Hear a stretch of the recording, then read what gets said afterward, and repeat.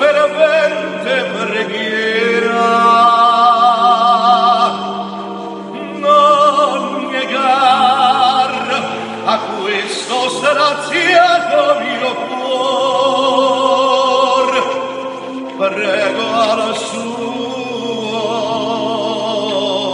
dolor. Sperduta l'anima mia ricorre a te, e pien di speme si prostra ai tuoi piedi,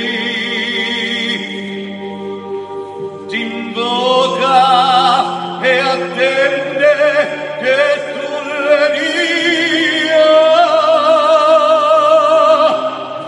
la pace che solo tu puoi